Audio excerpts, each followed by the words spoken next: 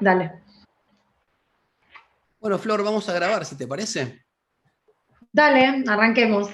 Bienvenida, Florencia, Gracias. María Florencia, Flor Sabatini. María Eh, Florencia. Gracias por regalarme un rato de tu día eh, como, como profesional de las comunicaciones, como graduada de UADE, como gerente de comunicaciones de Google, como colega, como amiga. Tener este espacito para charlar un poco de algo que nos encanta, que tiene que ver con las comunicaciones. Así que, bienvenida. Y con el rock. Y vamos a Mirá cómo me rockear, vine. ¿eh? Y vamos a rockear a full. Flor, para tirarte, ¿no? ¿Cuántos años hace que le dedicas a las comunicaciones, a las relaciones públicas? Ay, esa pregunta te diría desde, no sé, más de 20, más de 25. O sea que esa comunicación, tu carrera empezó en la era pre-internet. En la era pre-internet, sí, correcto, correcto. Bien. Yo egresé en el 91 y en el 92 empecé la facultad y era pre-internet y el boom de internet, te voy a decir cuándo lo sentí, fue en el año 96 cuando quedé elegida para hacer un intercambio en Finlandia, que en ese momento no era lo que soy Finlandia, en ese momento se estaba gestando el boom de Finlandia a nivel educativo. Sí existía Nokia, entonces cuando estuve unos meses estudiando en la Universidad de Helsinki, todo tenía que ver con internet. Dial-up, dial-up. Y ahí tuve el bautismo de fuego del efecto de la tecnología relacionada con la comunicación, porque ahí empecé a usar mail, ahí empecé a chatear a través de algo que se llamaba ICQ. eh, eh, Ahí empecé a entender el efecto de la tecnología y en ese momento con mi familia yo me comunicaba o por teléfono o por carta. Mi abuela me mandaba cartas a Finlandia, que todavía las tengo guardadas. Pero ya en Finlandia había mail. Y en ese momento es donde yo sentí que algo iba a pasar, que estaba arrancando en otro lugar que no era Argentina, que tenía que ver mucho con el lugar donde yo estaba en ese momento, un país nórdico, pero básicamente Europa, Estados Unidos y países desarrollados, y que claramente iba a transformar la manera en la cual nos comunicábamos como individuos, como personas. Claro, pero eso lo sentiste en carne propia, porque empezaste a comunicarte con tu familia. A ver, lo sentí en carne propia en cuanto al contraste, porque con mi familia no me comunicaba usando la tecnología, con mi familia me comunicaba usando la vieja tecnología, que era el teléfono, el fax y la carta. Y con los compañeros de Finlandia y algún que otro amigo que tenía fuera de Argentina, americano, alemán, qué sé yo, me comunicaba por mail. Entonces, lo que yo viví en ese momento fue la transición del antes y el después de la comunicación atravesada por la tecnología según quién era mi interlocutor. Si mis Bueno, interlocutores tenían acceso a la tecnología, me comunicaba por mail. Si no tenían acceso a la tecnología, era carta, fax, que era una suerte de tecnología, o teléfono. bueno, ¿y cuándo Increíble, ¿no? advertiste que iba a tener, que todo esto se iba a involucrar, pero con tu mundo profesional? Porque eso es, aparte yo lo hablo digamos, en estos capítulos, hablo de nuestro rol como individuos, como personas, como organizaciones, como países, pero ¿cuál fue el momento donde de la persona dijiste, acá hay algo, y te pasó a vos o ya en la empresa donde trabajabas empezó a surgir? No, no, inmediatamente. El viaje a Finlandia de intercambio fue mi bautismo de fuego. Chatear con alguien que estaba en la otra punta del planeta fue mi bautismo de fuego.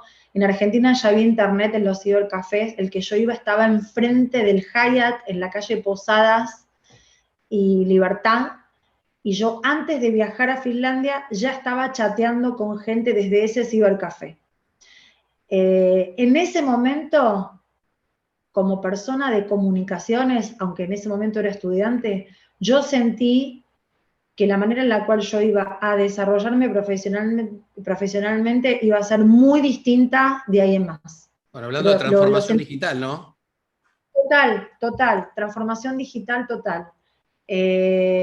Cuando uno, o sea, los chicos jóvenes no lo pueden sentir, pero nosotros que somos de una generación que vivimos tantos cambios, el cambio de la llegada de Internet para las comunicaciones y para el acceso a la información, por lo menos en mí generó un bautismo de fuego que nunca más voy a olvidar y que supe que para lo que me estaba preparando ya iba a ser obsoleto para lo que yo iba a tener que ejercer cuando fuera profesional, porque estaba estudiando en ese momento. O sea, yo sentí que ya lo que estaba estudiando era totalmente obsoleto para lo que se iba a venir en el campo Bueno, de las y en esa comunicaciones. bisagra, ¿qué podés observar? ¿Qué es el antes y qué es el después?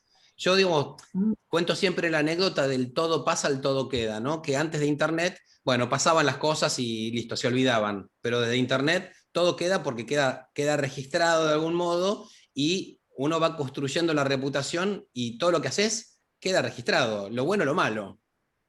Te iba a plagiar, te iba a decir, como vos bien decís, pasamos del todo pasa a todo queda, también empezamos a adentrarnos en la era del prosumer, ¿sí? La persona que consume y produce contenido al mismo tiempo, la voz de todos bajo una igualdad, o sea, cualquier persona puede tener una voz que impacta de la misma manera que otras voces que en el pasado tenían mucho más poder, como por ejemplo los medios, el nivel de credibilidad del otro, o sea, el famoso peer-to-peer, ¿sí?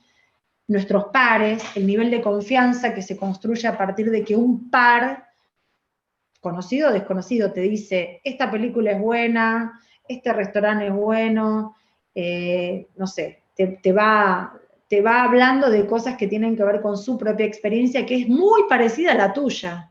Y Está eso tiene que mucho ver más con cerca. reputación, claramente, ¿no? Porque así se construye, por lo que dicen los Totalmente. demás.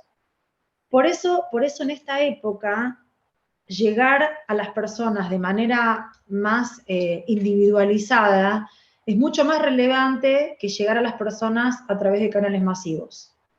Y yo creo que esa es una de las verdaderas revoluciones de la comunicación atravesada por la tecnología. Es la posibilidad que como nunca antes tuvimos básicamente de dos cosas muy importantes, de más, pero dos muy importantes. Primero, poder llegar a las personas de manera individualizada, eso como un paso muy diferente de lo anterior. Y segundo, poder medir de una manera diferente, como nunca antes pudimos medir. Medimos los clics, medimos el time on site, medimos todo. O sea, la tecnología lo que da es trazabilidad y transparencia, a partir de la cual se pueden sacar métricas, y las métricas son digamos, food for thought, dicen los americanos, ¿no? Alimento para el pensamiento, para pensar. Las métricas son el alimento que necesitamos para poder pensar, corregir, ajustar y alinear buenas estrategias. Flor, Así que bueno, y te quiero preguntar algo. Quiero jugar, si me dejás, jugar con vos al individuo sí, y al corporativo. Porque sí, nos pasa, nos vive pasando, ¿no? Todo lo que decís vos, suscribo, hablamos el mismo idioma, pero incluso recuerdo algunas campañas que más de una vez hemos hecho que es, Internet tiene todo esto buenísimo, pero tenés que tener cuidado. Eso se lo decimos muchas veces a los pibes, ¿no? O sea, tenés que tener cuidado. ¿Cuáles son esos cuidados? Porque digo, también digo que Internet, la libertad de expresión, tiene mucho que ver, digamos, la plataforma, lo que se hace, lo que se dice. Todos podemos tener nuestro micrófono, pero también muchas veces nos infoxicamos o también, como cada uno puede hablar, también nos pueden llegar en forma individual y malinformarnos. O sea, se complejizó tanto todo esto que muchas veces es difícil encontrar la verdad, ¿eh? Como si existiera la única verdad. Pero digo, salgámonos un cachito, vamos a otro carril, no solamente el nuestro, el corporativo, el de comunicar, sino el individual. Y cuando le damos los consejos a nuestros hijos, ¿no? ¿De qué tenemos que tener cuidado con esta comunicación tan maravillosa? la primera es la sobreexposición. La sobreexposición nunca es positivo, inclusive para una empresa. Imagínate para una persona. Sobreexponerse te hace mucho más vulnerable. Entonces, la gente que se sobreexpone lo que hace es convertirse en una persona mucho más vulnerable, que desde el punto de vista emocional no tiene nada de malo, pero en un sentido privado, con la gente con la que vos confiás, sobreexponerte con gente desconocida, y eso es lo que genera la tecnología hoy a partir de las redes, no es algo positivo. Yo eso es lo que le recomiendo a mis hijos. Segundo, desarrollar nuevas habilidades. O sea, poder identificar una información real o fidedigna versus una información falsa es un ejercicio. Y es una de las nuevas habilidades que tenemos que desarrollar. Es como un músculo. Es un músculo que antes no teníamos, bueno, ahora tenemos que detectarlo y desarrollarlo. ¿Es difícil? Sí, pero mi analogía es, antes la gente tenía que aprender a leer y escribir para que no le metieran el perro y no le dijeran firma acá y de repente vendía su casa, o firma acá y de repente se quedaba sin algo. O sea, saber leer y escribir era importantísimo para poder protegerse y estar alerta y cuidar las pocas cosas que uno había podido conseguir, etcétera. La habilidad de poder discernir entre lo verdadero o lo falso, o lo más creíble de lo menos creíble, o lo que está escrito en buena ley versus lo que está escrito con mala fe, es la nueva habilidad de las personas digitales, o sea, de este nuevo ciudadano digital que todos somos. Antes era aprender a leer y escribir, hoy tenemos que saber leer, escribir, por lo menos un idioma más adicional, preferentemente el inglés, en algunos años posiblemente sea el chino mandarín, y también desarrollar la capacidad de poder discernir fuentes confiables de información a través de las cuales podemos informarnos, capacitarnos, eventualmente educarnos, porque ese libre acceso, justamente lo que tiene que estar es acompañado de una capacidad extra, que la tenemos que ejercitar, porque no viene con nosotros, no ha venido con nosotros. Es buenísimo lo que decís, me encanta y la verdad que es para ponerlo, subrayarlo y ponerlo en colores. O sea, esa capacidad que tiene, por un lado, una empresa, una organización de llegar con mira telescópica a cada uno, es la misma que tenemos que desarrollar cada uno, pero para ver qué es lo que recibimos. O sea, no sentarnos a esperar que nos digan las cosas, ¿no? Y este es un mensaje súper clave. Cuando vemos muchas veces películas así como la de, digamos, dilemas sociales en las redes, que las empresas se abusan o no, digo, no tenemos que estar relajados. Como individuos, cuando vamos por la calle tenemos que mirar si pasa un auto, si vamos por la bicisenda, si viene una bici de un lado o del otro, o sea, tenemos que estar siempre atentos. O sea, el precio de poder acceder a tanta información es que vaya acompañado con la responsabilidad o con el juicio crítico de saber que no lo primero que vemos es con lo que nos tenemos que quedar, que hay que ser un poco escéptico en esta superabundancia de información, y que eso va a requerir que nosotros como personas desarrollemos nuevas habilidades, ¿sí? Esto es lo que yo trato de enseñarle a mis hijos, que el primer link que le aparece en el resultado orgánico de Google no siempre es el mejor link, que el mensaje que le llega por WhatsApp no necesariamente siempre tiene que ser verdadero, y que hay mecanismos para poder doble chequear las cosas. Y yo trato de enseñarles cuáles serían las distintas alternativas para poder tener esos y aplicar efectivamente esos mecanismos que aún así pueden fallar. Pero, señoras y señores, ese es el precio del libre acceso a la información. Yo estoy dispuesta a pagarlo, pero como estoy dispuesta a pagarlo, soy sumamente seria y responsable en entrenarme todos los días, intelectualmente, informativamente, en esa capacidad de tratar de discernir qué es buena información de lo que es basura. Esa es mi responsabilidad. Me encanta y te lo agradezco que lo digas en este espacio. Flor, tengo un montón de cosas para charlar o preguntarte, pero tampoco quiero hacerla de infinitum la charla. Me gustaría tener no sé si consejos, pero como viviste toda esta época de cambios, de transformación digital, que creo que lo que pasa ahora se acelera, ¿no? Hablamos siempre que como que el futuro vino a visitarnos por la pandemia, veníamos diciendo que los trabajos que íbamos a hacer en el futuro no los conocíamos hoy. Bueno, hoy empezamos a conocer algunos, pero desde el punto de vista de la comunicación y del uso de la tecnología, si tuvieras que, la pregunta es amplia, ¿no? Digo, una recomendación tuya, si es que la tenés, pero también para, seguramente, que hay colegas o también hay chicos jóvenes o estudiantes que por ahí dicen, cuando están estudiando, dicen, no, yo estudio comunicación, son ciencias blandas, pero la tecnología no es blanda. Entonces, tengo que interpretar, cuando hablamos de las métricas, cuando hablamos del retorno de la inversión, cuando hablamos de uso de herramientas, de plataformas, que hoy, seguramente mañana hay una que hoy no había nacido, por eso siempre hablo que lo único constante es el cambio y hay que adaptarnos. Bueno, ¿cuál es el abordaje de un comunicador respecto de la tecnología para hacer su trabajo cada día mejor? Lo primero, abrazarla, porque no todos los comunicadores abrazan la tecnología.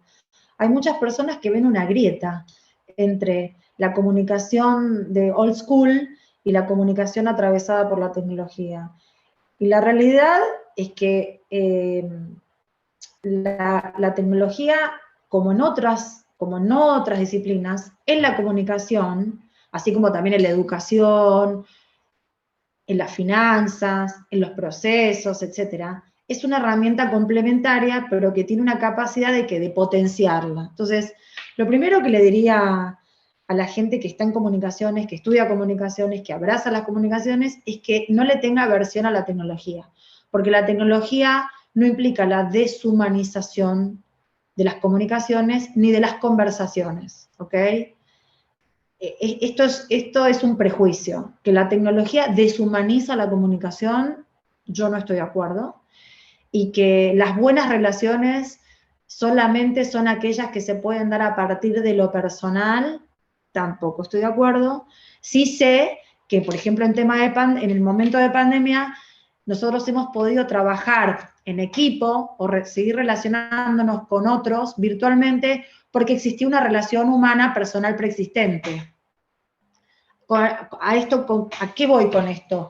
Que la tecnología sigue siendo una herramienta complementaria que ayuda a la comunicación. Punto número 1. Punto número 2, que la tecnología en el ámbito de las comunicaciones nos ha traído un regalo precioso. Y ese regalo son los datos.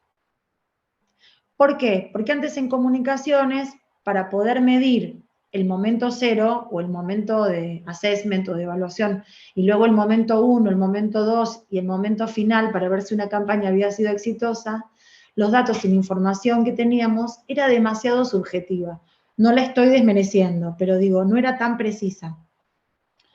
Cuando entra en juego la tecnología en los procesos de comunicación y en las tácticas comunicacionales, lo que vuelve es oro en polvo, porque los datos que se nos ofrecen cuando hacemos una campaña online, cuando hacemos un streaming, cuando hacemos una videoconferencia, lo que vuelve es mucha información acerca de cuán precisos fuimos en dar en el target, cuál fue el nivel de interés del mensaje que estábamos exponiendo. La persona permaneció.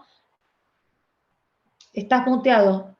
Cuando hablamos de datos no estamos diciendo nombre, apellido, qué hace, No, qué hace. Ok, no, bien, no, no. ahí Estamos voy. hablando del perfil, sino que estamos hablando de métricas en cuanto a la actitud, a la adhesión, a la conversión. ¿Hace clic para comprar o no hace clic para comprar? Entender el comportamiento Miró, de la audiencia.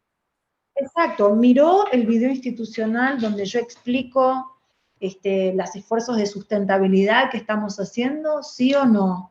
¿Completó el formulario que vino después del video, sí o no? Entonces, la tecnología nos permite tener una trazabilidad en el comportamiento de las personas que nos permite en algún punto predecir, anticipar o analizar mejor si estamos haciendo las cosas bien o mal, si es una buena estrategia, dónde tenemos que cambiar, dónde tenemos que ajustar, si estamos llegando al target o no. A ese tipo de datos y de información me refiero. Está muy bien. Ahora bien, si las empresas son inteligentes y se preocupan por hacer lo que se llama First Party Data Collection, un tema que ahora está muy de moda, no el third party, sino el First Party Data Collection, que Okay. es la recolección de datos de perfil de usuarios, de clientes, de gente que está con vos, que te compra, que te visita. Si las empresas hicieran una recolección inteligente de esa información de sus clientes fieles, por supuesto bajo el total y absoluto consentimiento de esos clientes, cuando la completan, la información se potencia aún más, porque se pueden construir capas por encima de todo lo que hablamos antes, porque ahí sí podés tener perfilada a la gente. Y saber qué porcentaje de público femenino está atento a qué comercial, o qué porcentaje de público masculino reacciona de manera positiva para pedir un presupuesto de un determinado producto o un determinado servicio. Entonces, ojo con eso. Esto es posible gracias a la tecnología. ¿Sí? Antes, los comunicadores no contábamos con estas herramientas, y esto es realmente disruptivo.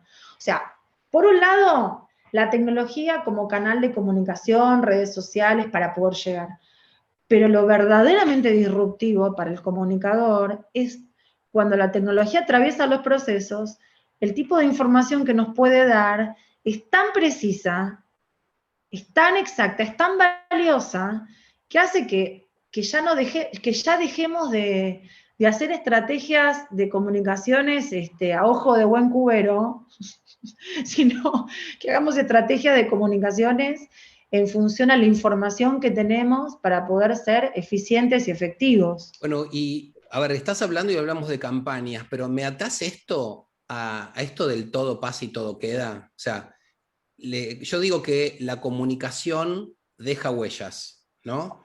Hay muchos refranes que me encantan. Digo que uno es amo de lo que calla y esclavo de lo que dice. Hablo de que hay que ser y parecer, porque algunos parecen buenos y no son buenos.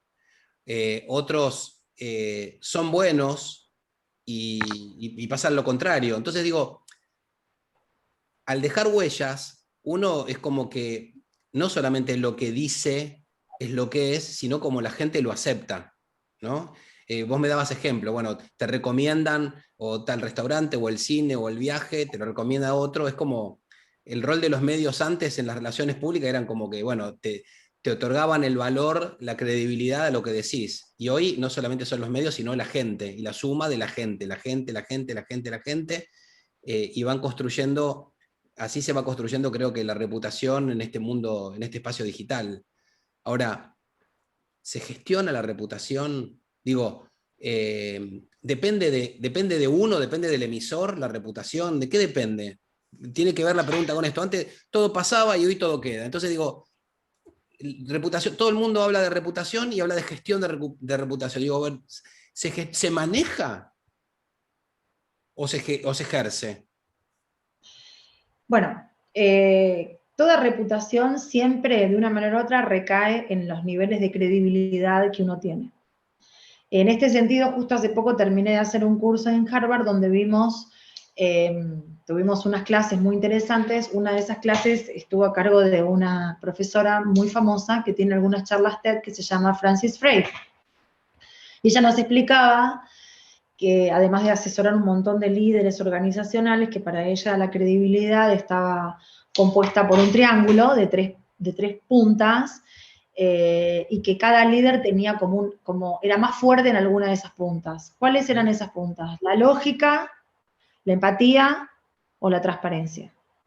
Palabras más, palabras menos, digamos, sinónimos era o vos sos bueno en la lógica, o sos bueno en la empatía, o sos bueno en la transparencia o lo directo que sos, para poder construir la credibilidad. Okay. La realidad es que esto aplica tanto para las personas como para las marcas, ¿sí? Uno tiene una credibilidad que puede estar apalancada en alguna de estas tres variables, ¿sí? Y esto es lo que proyecta en el otro. Ahora, uno puede ser más lógico que empático, puede ser más transparente y directo que lógico, y uno sabe dónde está su fortaleza y su debilidad. Ahora, la gente acepta distintos tipos de liderazgo, o la gente le cree a las personas por distintas razones. Hay gente que vos le creés porque lógicamente es impecable, te hace un razonamiento impecable. Hay gente que vos le creés porque genera tanta empatía con vos, te sentís tan identificado que también le creés. Entonces, la realidad es que en el fondo lo que subyace es si la gente te cree o no te cree. Mi primer consejo a cualquier ejecutivo, a cualquier persona, a cualquier líder de un grupo de música o de una pyme, es que uno tiene que ser auténtico con uno mismo y nunca querer proyectar algo que no es, porque es la única manera que uno puede generar credibilidad en el otro. Cuando vos generás credibilidad en el otro, apalancándote en lo que sos, es donde mejores logros de equipo vas a poder tener, en todo.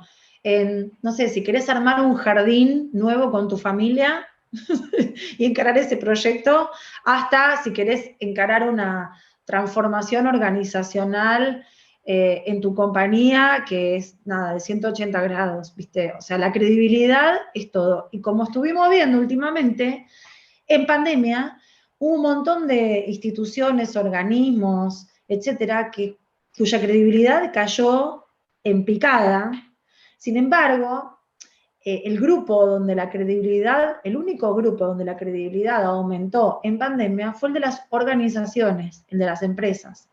La gente disminuyó su credibilidad en los medios, disminuyó su credibilidad en las ONGs, disminuyó su credibilidad en los políticos, disminuyó su credibilidad en instituciones como por ejemplo la Iglesia y otros. Pero el único índice que aumentó fue la credibilidad que la gente tuvo en las empresas. ¿Por qué? Y porque muchas empresas hicieron las cosas muy bien. Primero, no sobrecomunicaron ni se sobreexpusieron. Segundo, sintonizaron bien con la realidad de la pandemia. Y tercero, se apalancaron en las cosas que eran más fuertes de su marca, de su característica, de su producto o servicio o de sus líderes, porque a veces uno en situaciones así se tiene que apalancar en los líderes que llevan la conducción de una organización. Entonces, en esto de que todo deja una huella, las empresas, las marcas y las personas, creo que tiene que ver con que uno nunca va a poder dejar una huella de lo que no es. Que solamente uno deja huella cuanto más sincero, honesto es en su accionar en función a lo que verdaderamente es como persona, como líder, como marca, como compañía. Entonces, la gente que deja huella, o las marcas que dejan huella, tienen que ver con esto de la sinceridad, de que no haya distorsión entre el ser y el parecer, que no haya distorsión entre la intención y lo que uno terminó comunicando, y ahí es donde entra en juego nuestra tarea, ayudar a que lo que uno comunica tenga mucho que ver con la intención de quien lo comunica o de la marca que lo comunica, porque a veces no llega de manera adecuada. Puedo citar infinidad de casos donde vos conoces a alguien que tiene una intención, tiene una idea, tiene una visión, y cuando la comunica mal. La comunica mal y no llega, y no genera el efecto deseado, no logra liderar adecuadamente, no logra los objetivos, y porque a veces tuvo todo bien hecho, menos la comunicación. Lo vemos mucho en los políticos eso. Es en el ámbito donde más se ve, no siempre, pero es en el ámbito Muy donde expuesto. Claro, pero además vos conocés gente que tiene una determinada persona, tiene mucha determinación, tiene una visión, tiene un objetivo, trata de lograrlo, hace todo lo que tiene que hacer, pero cuando lo comunica mal, el objetivo no se cumple. Claro. Y O sea, solamente la qué fue lo comunicación no es que... la última milla, la comunicación forma parte intrínseca de todo. No, y lo dije en una entrevista hace poco, la comunicación tiene que ser parte del ADN de la compañía. Es el ADN de la compañía. Como Exactamente. vos comunicás, es como se te define como empresa. Exactamente. No es una consecuencia táctica en el último paso cuando vos querés lograr algo, no. Y en la compañía donde yo trabajo es considerado así, o sea, en Google la comunicación es parte del ADN de la compañía, entonces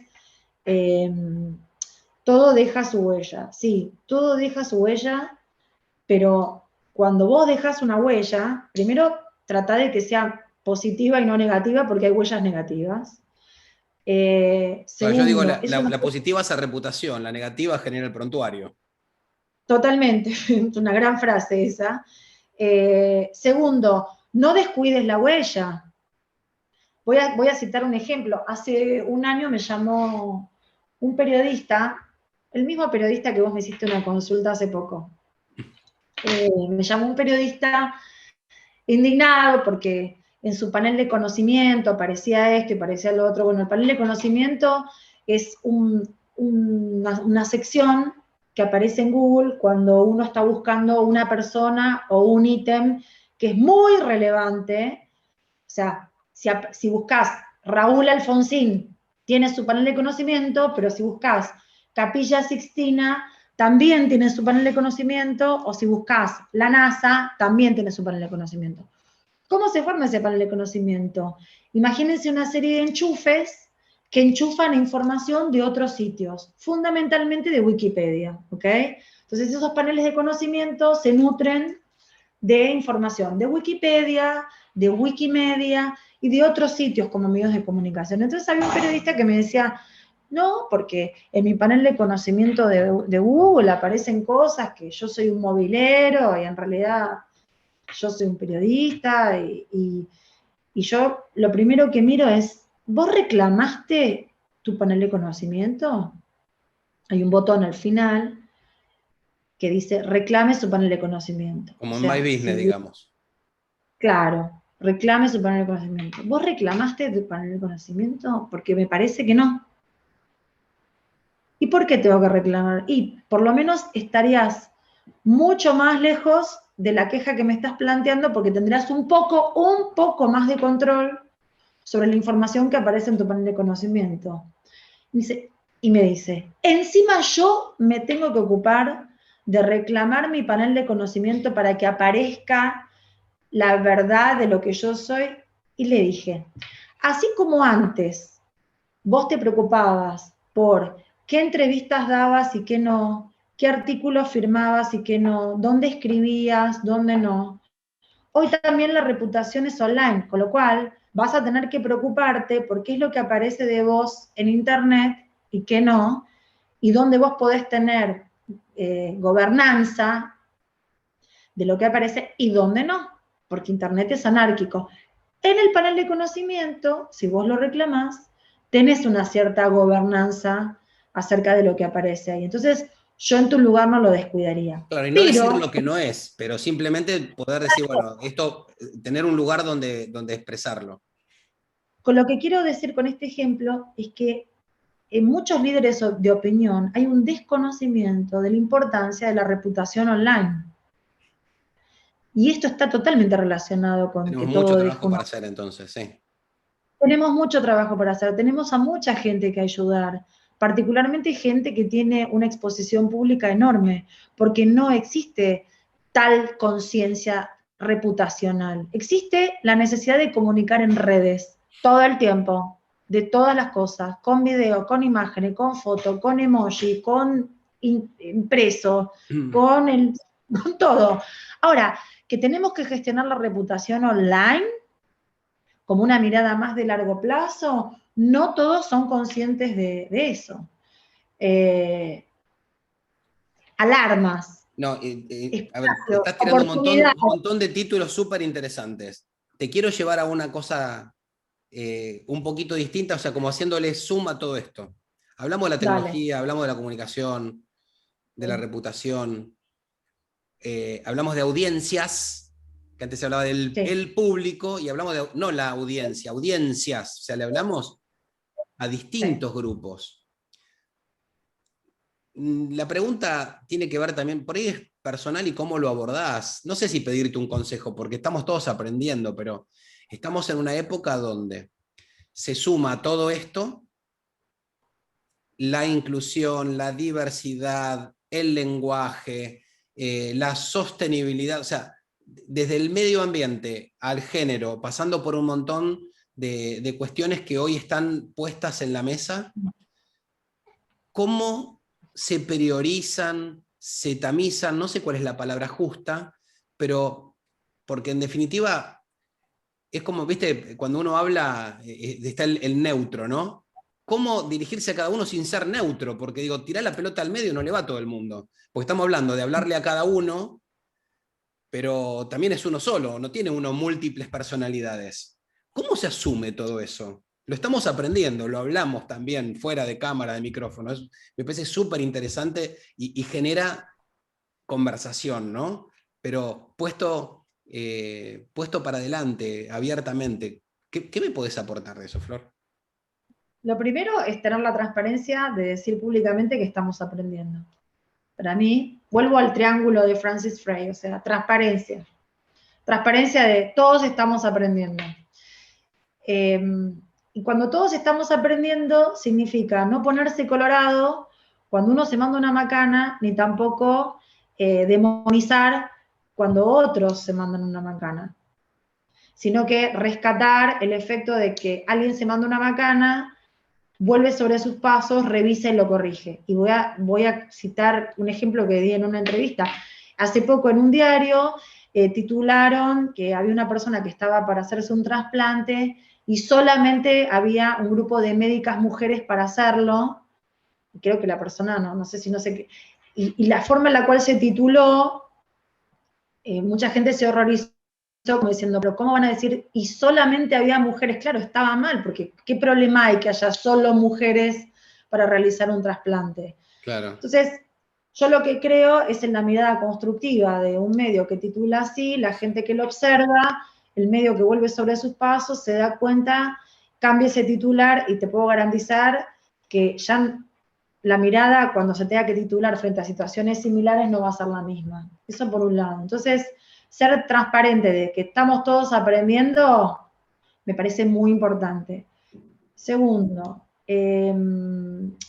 a mí me gusta cuando las marcas o las personas se dirigen empáticamente en los momentos que se dirigen a determinados grupos. O sea, vos hoy te podés dirigir a un grupo de millennials hablando de una manera y después a un grupo de, no sé, de abuelos googleros, que la tecnología les da como una bocanada de aire fresco, de vida, de ilusión, de viaje, de estar revestidos por algo que pertenece a otra generación, pero de la cual ellos pueden ser parte. Entonces, para mí el secreto es la versatilidad, entender cuándo le estás hablando, a qué audiencias y empatizar con ellas. Si alguien ve que desde la comunicación, una marca o una empresa empatiza con el público desde el tema que está tocando, lejos está de decir, ay, qué falsa esta marca. Siempre teniendo en cuenta quién es tu cliente y quién es tu usuario final, sino qué versátil que es, qué inclusiva que es. Y quiero volver sobre el tema de la diversidad, porque se habla mucho de diversidad, de igualdad de género. A mí siempre me gusta hablar más de diversidad que de igualdad de género, pero cuando se habla de diversidad, pocas veces se habla de diversidad en cuanto a cómo nos dirigimos o cómo hablamos acerca de gente que tiene problemas de salud mental. No discapacidades o capacidades diferentes físicas solamente, o gente que está transicionando de género, ¿sí? O sea, a mí me gusta tener una mirada muy amplia. ¿Cómo nos dirigimos a gente que tiene dificultades en salud mental? O gente que, nada, responde o está dentro del espectro autista. ¿Cómo nos referimos a esa persona? ¿Cómo los integramos? ¿Cómo juegan el partido en la comunicación de una marca? ¿Cómo juegan el partido de ser un capital humano de una compañía, con sus virtudes, con sus fortalezas y sus debilidades? Eso es diversidad. No es diversidad de género solamente. Diversidad es todo. No tenemos solamente que integrar a las mujeres en esta sociedad, tenemos que integrar a mucha más categoría de personas que fueron excluidas de manera sistemática. Los pueblos originarios, sus costumbres. La sociedad se encargó en los últimos siglos de discriminar y mucho a muchos grupos y subgrupos. Una de las misiones de Google para el desarrollo de sus productos es entender cuáles son los grupos que desde cero están subrepresentados. Es un trabajito. ¿Sabés de qué se trata el trabajito? Mirar para atrás en los últimos 4 o 5 siglos y ver qué grupos o subgrupos la sociedad discriminó y dejó de lado. Es tan simple como eso. Y cuando hablamos de diversidad, entonces decir, bueno, ¿cuáles son los grupos subrepresentados en todo? En cuando diseñamos un producto, en las facilidades que le da, en nuestros recursos humanos, en nuestro nivel gerencial. No son solo las mujeres. Estamos todos muy equivocados si pensamos que son solo las mujeres. Creo que aparte tiraste el título, ¿no? Porque es, no sé si de llamarle comunicaciones versátiles, que es de construirnos, de construir la comunicación, ¿no? Para resetearla. Lo que dijo Manes, o sea, lo que dijo Manes creo que en el capítulo 1, o sea, todos tenemos la capacidad de aprender, desaprender a partir de la deconstrucción y volver a aprender. Yo creo que y esto lo veo mucho en la parte de educación, o sea, la educación, sí, sí, y no tenerle miedo a la versatilidad, porque la versatilidad no es sinónimo de falsedad o de una voz acomodaticia, todo lo contrario. La versatilidad te muestra amplio, flexible, abierto, aprendiendo todo el tiempo, escuchando más que diciendo. Eso es la versatilidad en la comunicación. Nosotros cuando empezamos la pandemia es muy interesante porque hicimos algunas notas donde me preguntaban, bueno, ¿cómo encaró Google la comunicación en pandemia? Apagamos la radio, apagamos la radio. Y sabés, uno de las metáforas más lindas que a mí me gusta decir en cómo comunicó el equipo de Google en Argentina en pandemia, con un dimmer que estuvo muy bajito, Para no porque meter entendimos, ruido.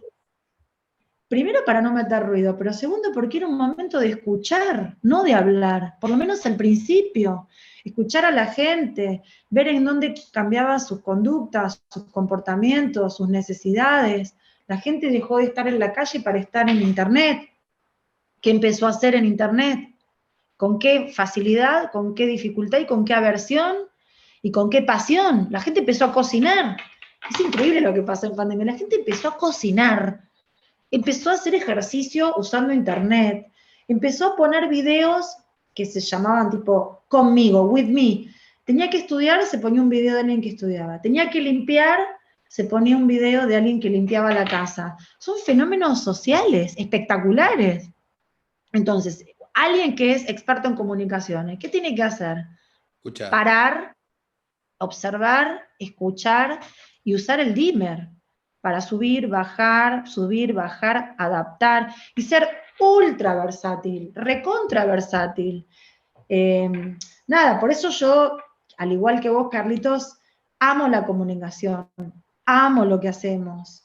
Requiere de un nivel de sensibilidad, es como si tuviéramos antenitas por todo el cuerpo, no solamente acá como los marcianos, que tuviéramos conectores en todo el cuerpo, porque los cambios no solo los vemos o los escuchamos, sino que los sentimos en la piel, los observamos, los incorporamos, los probamos.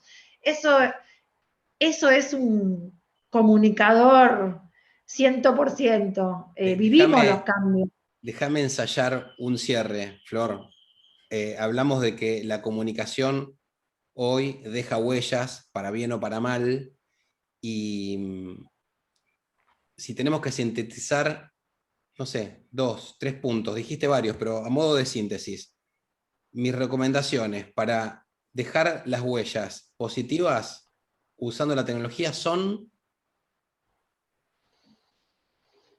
Bueno, tener una estrategia de reputación online, no perder de vista la diversidad y la inclusión en las comunicaciones, probando y aprendiendo todo el tiempo, y hacer un buen uso de los datos y de la información que la tecnología nos permite acceder cuando implementamos campañas de comunicación. Son los 3 puntos que yo resaltaría de dejar huellas en este momento comunicacional del mundo, ¿no?